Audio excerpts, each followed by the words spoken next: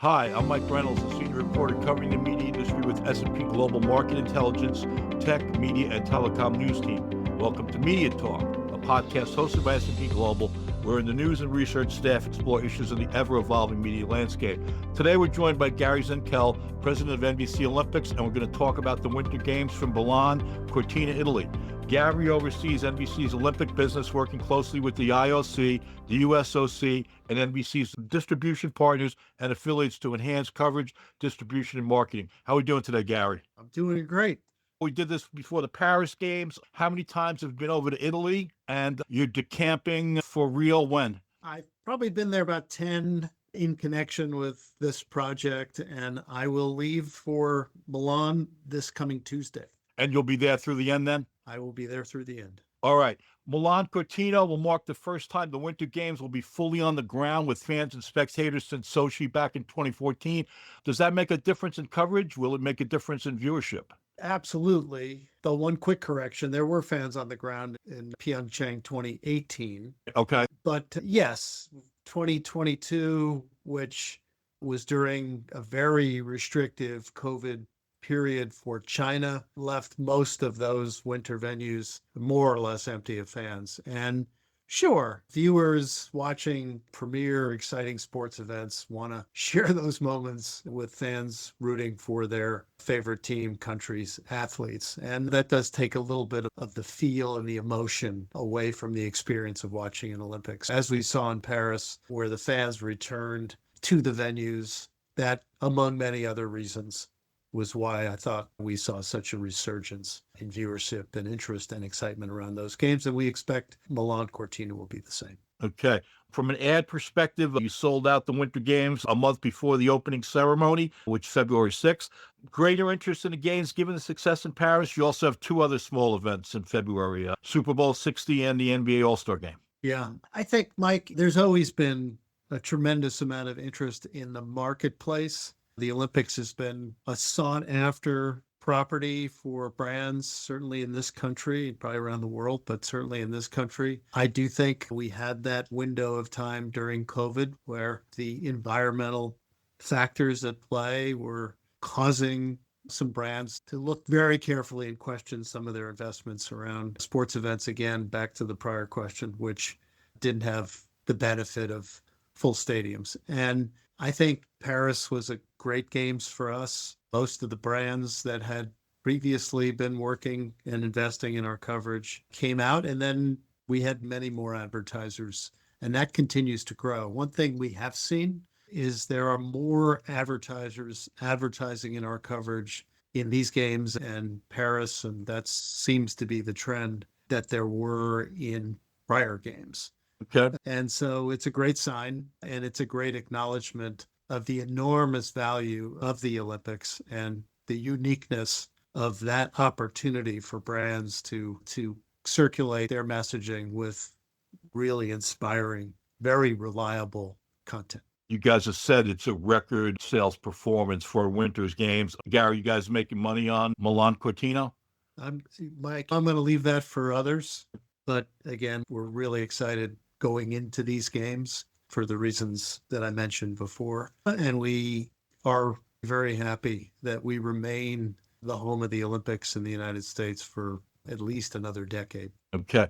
You've been doing a lot more production from your facilities up in Stamford. Gary, can you give us some sense for how many people NBCU will have over in Italy and how many people will be working on it back in Connecticut? Sure. We'll have about 1,000 that will have an NBC credential around their necks in Italy across essentially the three different clusters, Livigno, Cortina, and Milan. Stamford will hit about 2,000 and a little bit less. And this was a sort of a move that began a while ago, but very much accelerated during COVID, especially the last Winter Games in 22, when the restrictions were so strong that it was going to be very difficult to move our normal numbers in there, including equipment and other things. And we really accelerated what was inevitable, which is the more and more remote production, just because the efficiencies of it and the availability of all the technology we have available to us here. A natural progression that got accelerated, and now we're really comfortable that we have every inch of the Olympics in Italy covered,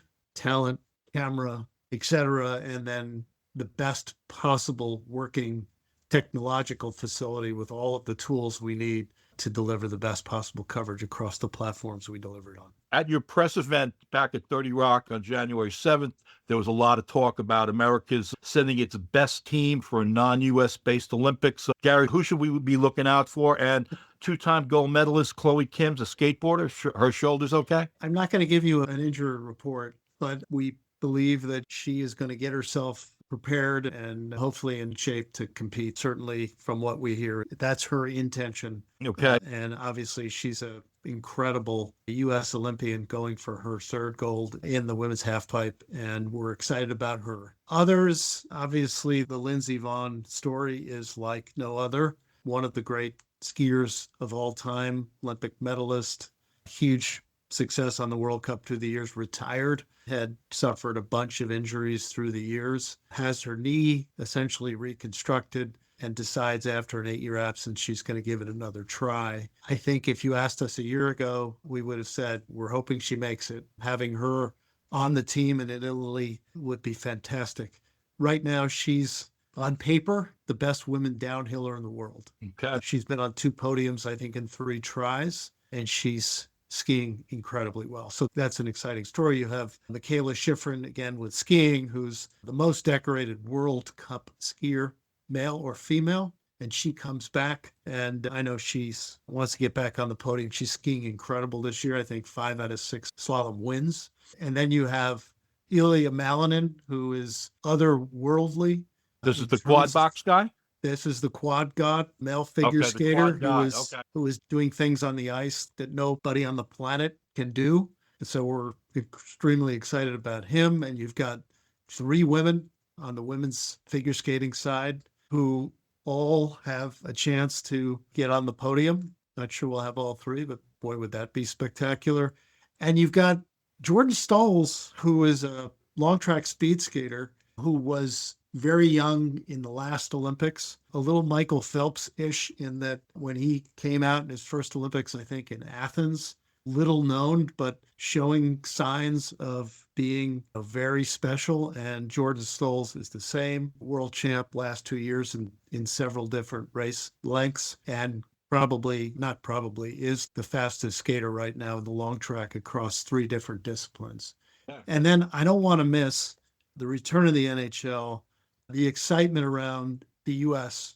hockey team and the U.S. Hockey Canada rivalry, both male and female. And we saw the excitement in the Nations Cup, which was last year in Boston, got a little spicy. Imagine that could happen again on the male side if they meet. And there's obviously will be tremendous amount of excitement. One last one, Jessie Diggins, cross-country skier, not something historically the U.S. is known for in the winter, but she could come out of Milan and is in several different races as the winningest, most decorated U.S. female winter Olympian of all time. She's an incredible athlete, an incredible story. Okay. A lot of success last time. So you're replicating, for the most part, your programming game plan, live coverage, 6 hours, as was the case from Paris, 6-hour difference to the East Coast, live events during the day, and then curated, highlight filmed, interview laden coverage at night. Mike Tirico hosts Boss. He's a busy guy. Anything you're looking to do different, better that way this time around, Gary? I think, Mike, we're advancing that playbook that Molly Solomon, our executive producer, brought to the Paris Olympics. There are definitely some things you will see, whether it's new technology in our storytelling and coverage, some new applications on Peacock, where, of course, the entire Olympics will be available. You'll see some new faces in front of the camera in Italy. But more or less, it is that playbook. It's everything live. The best sports live, the best stories on NBC and the cable channels, and of course, everything on Peacock. And then, yes, primetime is the movie, is the miniseries. Okay. The greatest stories of the day that Molly and team put into a really tight, really compelling, you can't miss a minute 3-hour show. Okay. Stanley Tucci and that guy named Snoop, they're also going to be on the ground. So what's going on with them? Yeah, we saw Snoop, the ambassador of happiness, the Okay. honorary coach, I think is right, of the U.S. Olympic team. He just fell in love with the Olympics, and he adds so much texture to our coverage and excitement and entertainment. And there's a very robust plan, which I'm sure will continue to evolve for Snoop on the ground the entire games. And then Stanley Tucci, I think another terrific add to the coverage by Molly, of course, is so connected to Italy, food and culture and wine and just Italy. And I think he will bring to life in a way perhaps we haven't been able to do before, even though we've always focused plenty of attention on the host country and the host city and bringing that context to the storytelling. I think having somebody who's just a great Italian storyteller, Italian culture storyteller to our audience and to our coverage will be a really valuable addition. But Gary, you alluded to Peacock. I guess it's going to, as was the case in Paris, every hour, all events, the medal stands, all the rest of that. All together, you guys, I don't know if you got the math, how many hours of coverage are we having from the Winter Games? The most ever, I believe. Yeah, between Peacock and all we will stream and then the linear hours, we're over 3,000 hours of coverage. A lot of work. Yeah. All right. In terms of Peacock, expecting a lot of signups to watch the games. You guys got some special promotions you might be able to talk about in terms of getting people to watch and then make the jump to becoming paid subscribers. I think, Mike, and this has been the case, but especially we saw this in Paris, that America wants to watch the Olympics. Peacock has certainly the deepest, most versatile coverage, right? Because it puts in the hands of or in the fingers of the user the opportunity to really move around as they choose, whether it's to watch the NBC coverage or to watch some of the special coverage that's available on Peacock, like the Gold Zone, or to just go deep into a sport when you want to watch 5 hours of curling in a row. You're just a curling fanatic, that's available to you, or pick up what you might have missed through a replay or highlight. So we continue to advance the experience, the availability of content, the discoverability of content, and then the product continues to advance as well. So there will be some new features available to the Olympic viewer on Peacock. I won't describe them all here, Mike, but the most optimized, compelling opportunity to watch the Olympics in the United States will be on Peacock. As we look ahead here, again, also part of the coverage, USA and CNBC. USA's Team USA's home. They're in place for this games. When we get to LA in 28, it's a much bigger event. Will they be in the mix again? Will there be other former NBCU cable networks? The company's been spun out. Do we expect to see more of the old cable networks involved with the LA coverage? At this point, Mike, we are very focused on Milan. We have done some thinking on LA, though it's more on the operational side. Okay. So we turn our attention in 50 or 60 days to LA, which of course we're all excited about. But at this point, I can't project to LA and exactly how we will program those Olympics. Okay. All right. Obviously, going to be busy working. When you're not, are there some events you want to go and check out personally? There are definitely some events I want to check out personally. I don't do a lot of that. So I'll tell you one, Mike, that if the opportunity presents itself, I'm sneaking out for. Okay. Which is a U.S.-Canada hockey final. All right. By the way, just a little story. I did that in Vancouver. And if you remember back then, it was an unbelievable game. Went to overtime. The Canadians won. Crosby goal. And I snuck out. I went there. And about 5 minutes into the game, I got a call from my former boss, Dick Ebersol, saying, "Where are you?" And in any event, I ended up back in the IBC watching the game in the control room with about 50 people. It was probably just as good as being at the stadium. It was so exciting. But in any event, this one, if it happens, we certainly have our fingers crossed. I'm going to get to that. Last one, Gary, your expectations from the Winter Games from Milan and Cortina. We're going to have a great Winter Olympics.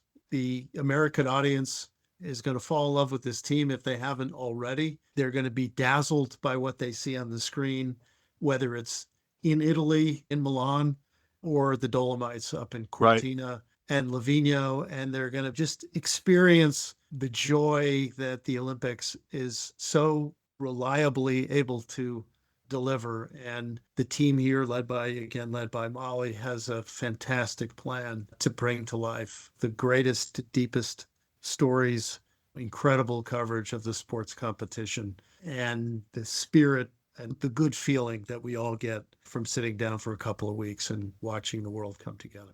All right. We'll all be watching and streaming. I want to say thanks to NBC Olympics President Gary Zenkel for taking the time to show us a bit of a preview of the Winter Games from Milan, Cortina, Italy.